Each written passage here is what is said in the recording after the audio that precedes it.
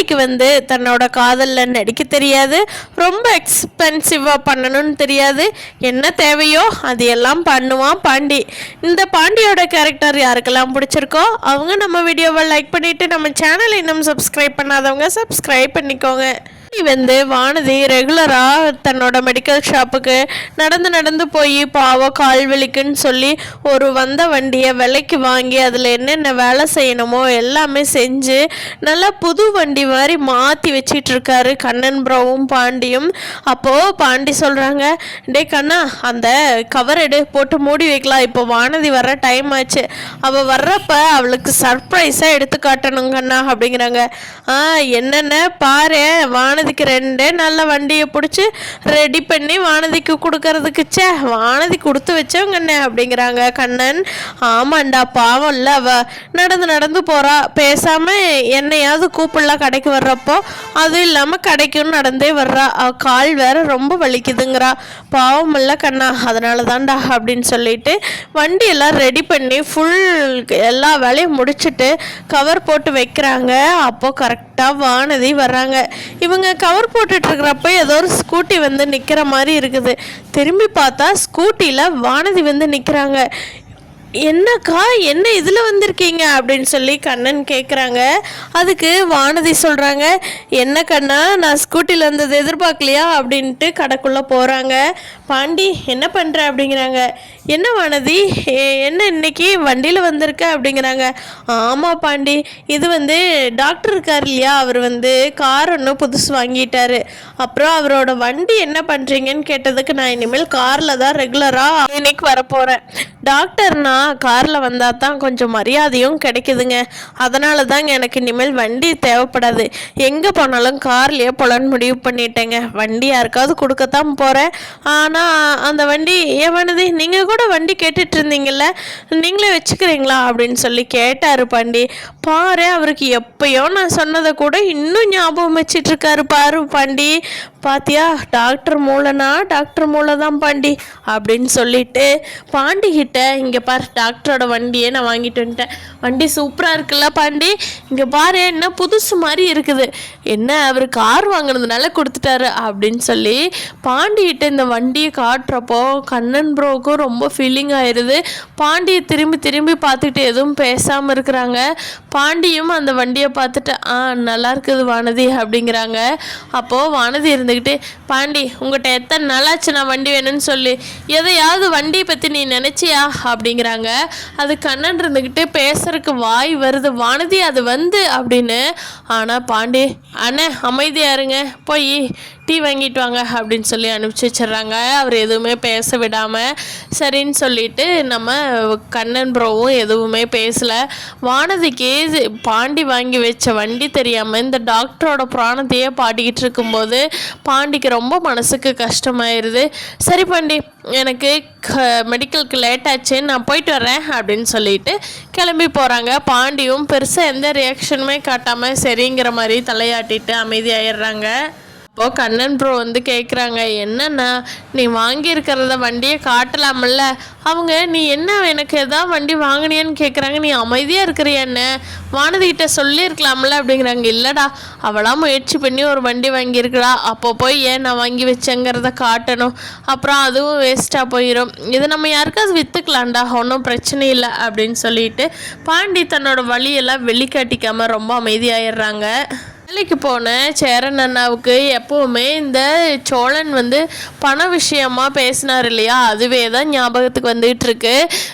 என்னென்ன நீ தான் ஓசில் செஞ்சு கொடுக்குறேன்னா நிலாவும் ஓசிலேயே செஞ்சு கொடுக்க முடியுமா, நீ தான் எல்லாத்துக்கும் ஃப்ரீயாக பண்ணுவேன் அப்படி இப்படின்னு பேசுனது, நீ கண்டுக்கவே மாட்டியான்னு அப்படிங்கிற மாதிரிலாம் பேசுனது ரொம்ப சேரனுக்கு ரொம்ப வருத்தமாயிருது. சோழன் பேசுனது எல்லாம் அது ஏன் நினச்சி யோசிச்சுட்டு இருக்கிறாரு. அங்கே கட்டடத்தில் எந்த வேலையுமே அவருக்கு ஓடலை. அதுக்கப்புறமா நிலாவுக்கு ஃபோன் பண்ணுறாங்க. எப்பா அவர் 2 மணி நேரத்தில் பணம் வந்துருன்னு சொன்னாரேப்பா, பணம் வந்துருச்சா அப்படிங்கிறாங்க. ஐயோ அண்ணே சாரிண்ணே, நான் சொல்கிறதுக்கே மறந்துட்டேன், ஃபுல் அமௌண்ட்டும் செட்டில் பண்ணிட்டாங்கண்ணே அப்படிங்கிறாங்க. அப்படியாப்பா, ரொம்ப சந்தோஷம்ப்பா அப்படிங்கிறாங்க. அண்ணே நான் இன்றைக்கி மத்தியானம் உங்களை பார்க்க வரட்டுமா அப்படிங்கிறாங்க நிலா. சரிப்பா, நான் இந்த கட்டடத்தில் தான் இருப்பேன் அப்படிங்கிறாங்க. நிலா வந்துட்டு, அண்ணே நான் சொன்னதில் எதுவும் வருத்தப்படுறீங்களா என்ன அப்படிங்கிறாங்க. அப்படியெல்லாம் இல்லைப்பா, நான் நீ ஃபஸ்ட் நாள் சொன்னப்போ நான் பேசலான்னு நினச்சிட்டு தான்ப்பா இருந்தேன். சந்தா ஃபோன் பண்ணி இங்கே சூழ்நிலையெல்லாம் சரியில்லைன்னு சொல்லவும் நான் சந்தா விஷயமாக பேசிக்கிட்டு தான்ப்பா என்னால் அவர்கிட்ட பேச முடியல, இன்ஜினியர்கிட்ட, இல்லைன்னா அன்னைக்கே கேட்டிருப்பேன்ப்பா அப்படிங்கிறாங்க. இல்லைண்ணே பரவாயில்ல, ஆனால் சோழன் கொஞ்சம் வாய் விட்டுட்டாருண்ணே, அதுக்காக நான் சாரி கேட்டுக்கிறேன் அப்படிங்கிறாங்க. பரவாயில்லப்பா, யாராக இருந்தாலும் அப்படி தானே பேச முடியும். தன்னோட ஒய்ஃப் செஞ்ச வேலைக்கு பணம் வரல அப்படின்னு அவனுக்கு தெரிஞ்சதும் அவனுக்கு கொஞ்சம் கடுப்பாயிருச்சுப்பா, அதனால தான் அவனும் சொல்லிட்டான் பாவம், இல்லைன்னா என்னத்துக்கு சொல்ல போகிறான் அப்படிங்கிற மாதிரி சோழன் மேலேயும் வருத்தம் இருக்கிறத நிலாகிட்ட சேரன் காட்டவே இல்லை. அப்புறமா இங்கே லெவன் காலேஜ் முடிச்சுட்டு வர்றப்போ தன்னோட அப்பா ஒரு லேடி கூட பேசிகிட்டு இருக்கிறத பார்க்குறான். என்னது யாரு கூட பேசிகிட்டு இருக்கிறாரு அப்படிங்கிற மாதிரி பார்க்குறப்போ அந்த லேடியோட ரொம்ப சிரித்து சிரித்து பேசிக்கிட்டு ரொம்ப நேரம் உட்காந்துக்கிட்டு இருக்கிறாரு ஒரு கடைக்கு முன்னாடி. ஓ, இந்த கடையில் தான் இட்லி வாங்கிட்டு வந்தாரா, அது இட்லி கடையா மாதிரி தானே தெரியுது அப்படின்னு சொல்லி பல்லவன் நின்று பார்த்துட்ருக்கான். ஆமாம், அது இட்லி கடை தான், எல்லோரும் இட்லி சாப்பிட்டுட்டு இருக்காங்க, இவரும் கூட அங்கே தான் இட்லி சாப்பிட்றாரு. ஓ, இது என்னமோ தப்பாக தெரியுது, எதுக்கு இந்த அம்மாக்கிட்ட இவ்வளோ நேரமாக பேசிகிட்டு இருக்கிறாரு அப்படின்னு சொல்லிட்டு பல்லவன் ஒரு 10 நிமிஷம் வெயிட் பண்ணி பார்த்துட்ருக்கான். அப்போவும் நம்ம நடேசன் அந்த அம்மாவோடையே பேசிகிட்டு இருக்காங்க. பல்லவனுக்கு தெரியாது இல்லையா அது யாருன்னு. அப்புறம் ரொம்ப நேரம் பார்த்துட்டு இது சரியில்லை, நம்ம போய் நம்ம அண்ணனுக்கிட்ட சொல்லணும் அப்படின்னு சொல்லிட்டு பல்லவன் வேக வேகமாக வீட்டுக்கு வந்துட்டுருக்கான். அப்போது இங்கே சேரன், சோழன், பாண்டி, நிலா எல்லாருமே வேலைக்கு போயிட்டு வீட்டுக்கு வந்துடுறாங்க பல்லவன் வர்ற டைமிங்கில். அப்போது எல்லோரும் வீட்டில் தான் இருக்கீங்களா, பரவாயில்ல, நான் எல்லாத்திட்டும் தான் ஒரு விஷயம் சொல்லலான்னு வந்தேன் அப்படிங்கிற. என்ன விஷயம்டா பல்லவா அப்படின்னு கேட்குறப்போ, இன்னைக்கு அப்பாவை பார்த்தேன், நேற்றெல்லாம் நமக்கு இட்லி தேவைக்கு அதிகமாக வாங்கிட்டு வந்தார்ல, எனக்கு அப்போவே ஒரு சந்தேகம் ஆச்சு, அது எங்கேருந்து வாங்கிட்டு வந்தார் தெரியுமா, நம்ம இப்படியே போனோம்னா இந்த 2வது தெருவில் ஒரு மொக்கில் புதுசாக ஒரு இட்லி கடை போட்டிருக்காங்க, அந்த இட்லி கடையிலேருந்து தான் அப்பா வாங்கிட்டு வந்திருக்காரு. அப்போது சோழன் கேட்குறாங்க, அதுக்கு என்னடா இப்போ, எந்த இட்லி கடையாக இருந்தால் தான் நமக்கு என்ன அப்படிங்கிறாங்க. அது இல்லை மேட்ரு, அங்கே இட்லி சுட்டு வைக்கிறது ஒரு லேடி, அப்பாவோட வயசுக்கு ஒத்து வர்ற மாதிரி இருப்பாங்க, அவங்கக்கிட்ட அப்பா நானும் பார்க்குறேன் 1/2 மணி நேரமாக கடலை போட்டுக்கிட்டே நின்றுட்டுருக்காரு அப்படிங்கிறாங்க. என்னடா சொல்கிற அப்படின்னு சொல்லி சேரன் அண்ணா கேட்கவும், ஆமாண்ணே, கொஞ்சம் நேரமாக நின்று பேசிகிட்டு இருந்தார், நான் கூட அவர் யதார்த்தமாக தான் பேசுகிறாரோ அப்படின்னு சொல்லிட்டு கொஞ்சம் நேரம் வெயிட் பண்ணி பார்ப்போம் அப்படின்னு சொல்லிட்டு வெயிட் பண்ணி பார்க்குறேன். அங்கே ஏதோ உட்காந்து பேசிட்டு பயங்கரமாக சிரித்து சிரித்து பேசிட்டு 1/2 மணி நேரமாக உட்காந்துருக்குறாரு. இட்லி சுடுற மாட்டேன் 1/2 மணி நேரமாக இவருக்கு என்ன வேலை, எனக்கே கொஞ்சம் சங்கடமாக இருந்தது, நம்ம போய் எதுவும் பேச வேண்டாம், உங்கள்கிட்ட சொல்லலான்னு தான் வீட்டுக்கு வந்துட்டேன் அப்படின்னு சொல்லி பல்லவன் சொல்கிறான். பேசனை பற்றி வீட்டில் இருக்கிறவங்களாம் பேசிகிட்டு இருக்கிறப்போ சோழன் கேட்குற கேள்விக்கு எதுக்குமே சேரன் டைரெக்டாக பதில் பேச மாட்டேங்கிறாரு. ஏன்னா அவருக்கு மனசு கொஞ்சம் சங்கட்டமாயிருச்சு சோழன் பேசுனதுனால. கொஞ்ச நேரம் சோழனுக்கும் இது தெரியவே இல்லை. அப்புறமா சோழன் கேட்குறாங்க, அண்ணே நான் நிலா விஷயத்தில் சொன்னது உனக்கு எதுவும் சங்கட்டமாயிருச்சாண்ணே அப்படிங்கிறாங்க. அதெல்லாம் ஒன்றும் இல்லைடா சோழா, நான் எப்பயும் போல தான் இருக்கிறேன் அப்படின்னு சொல்லிட்டு அதை சமாளிச்சிடுறாங்க சோழன். அப்புறமா எல்லோரும் இரு, இப்போ அப்பா வீட்டுக்கு வந்துடுவார்ல, அது யார் என்னன்னு கேட்கலாண்டா பல்லவா அப்படின்னு சொல்லிட்டு பேசிகிட்டு இருக்காங்க. அப்போது சேரன் அண்ணனோட ஃபோன் அடிக்குது. யாருன்னு பார்த்தா சந்தா பேசுகிறாங்க. எடுத்து ஹலோன்னு கேட்குறப்போ, ஓ ஐயோ அப்படின்னு சொல்லி பரபரப்பாக சேரன் அண்ணா கிச்சன்லேருந்து பேசிட்டு வெளியே வரவும் நிலாவும் அங்கே தான் வந்திருந்தவங்க என்னாச்சுன்னாங்கிறாங்க. சந்தா கூட பேசுகிற ஃபோனை லவுட் ஸ்பீக்கர் போட்டு விடுறாங்க.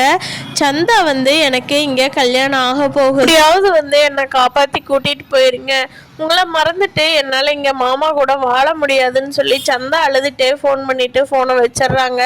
எப்போ கல்யாணம் என்னங்கிறது டீட்டெயில் மட்டும் 1-2 வார்த்தை சொன்ன வாக்கில் கட் பண்ணிடுறாங்க. இதை கேட்டு குடும்பமே ஐயோ சந்தா கல்யாணம் ஏற்பாடு பண்ணிட்டாங்களா அப்படின்னு சொல்லி பதறப்போ சேரன், இன்னி போய் நம்ம அங்கே நிறுத்த முடியாதுடா, அவ்வளோதான், சந்தாங்க கல்யாணம் பண்ணிட்டு போயிடுவா அப்படின்னு முடங்கி போய் உட்காந்துருக்காரு.